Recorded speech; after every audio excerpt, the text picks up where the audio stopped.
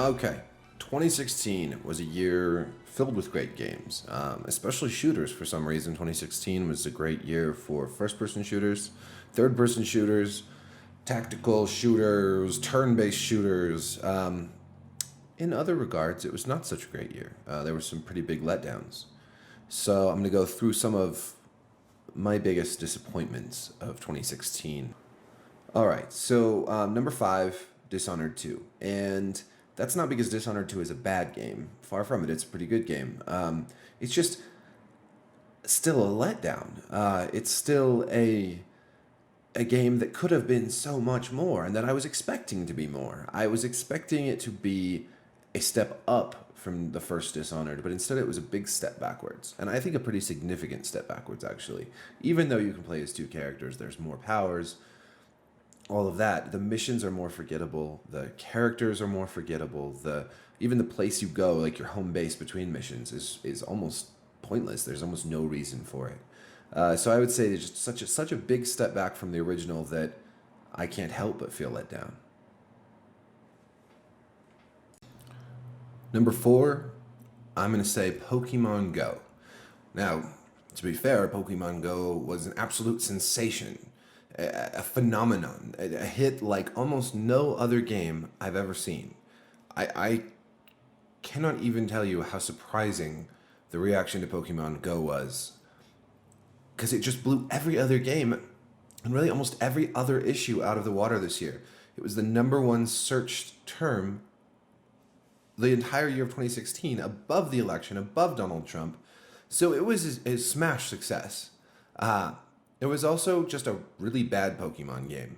I mean, there's no beating around the bush here. Yeah, it got people out of their houses. Yes, it had a fun social element, especially at first when people would go and they would meet at gyms and Pokestops and set lures and do all that fun stuff. And I understand that for a lot of people that was really neat.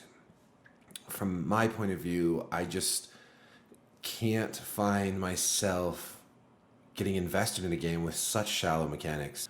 Number three, Star Fox Zero.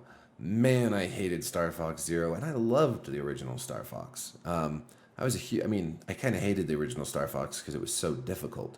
But Star Fox Zero is just bad controls, bad gimmicky controls with the gamepad that are confusing and just only serve to make the game worse, rather than just using basic controls. Nintendo had to kind of go and screw the whole thing up with some gimmicks to make the Wii U gimmick itself justified. I was just sad about Star Fox Zero. I could barely play it.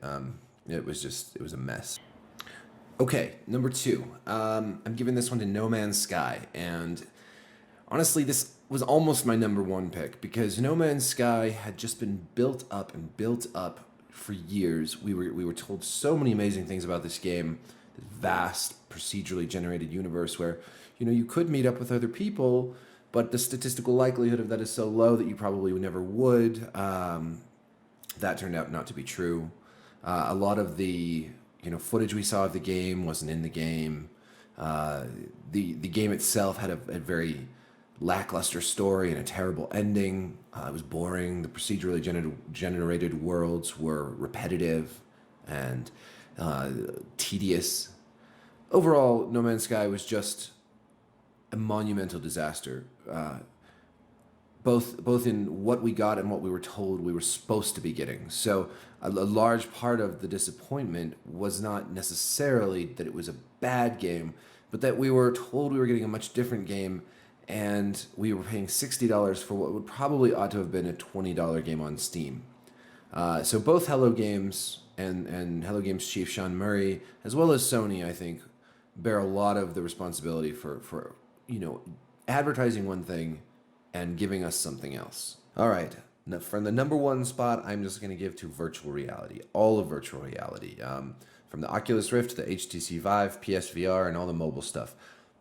It's a fun gimmick for like 15 minutes, but there are no really compelling games. For being the year of VR, it's really the year that VR stumbled drunkenly onto the scene and hiccuped. It's it's just a huge disappointment that this is all we're getting from virtual reality, and hopefully that changes. But I'm left very cynical from the whole thing. I've enjoyed a few games. None of them I think are better as virtual reality games than they would be just on a screen. More than anything, I've enjoyed other people playing VR and me watching them, because at first it's quite an experience. It's trippy and immersive, and that's fun, but it wears off quickly. And I know a lot of people who get motion sickness or headaches. Personally, I find even the most comfortable headset, the PlayStation VR, to be pretty uncomfortable after a while, and I just don't really like gaming with something strapped to my face. Um, the payoff is not worth the discomfort. So for me, the biggest disappointment, virtual reality. But man, No Man's Sky gave it a run for its money. Thanks for watching.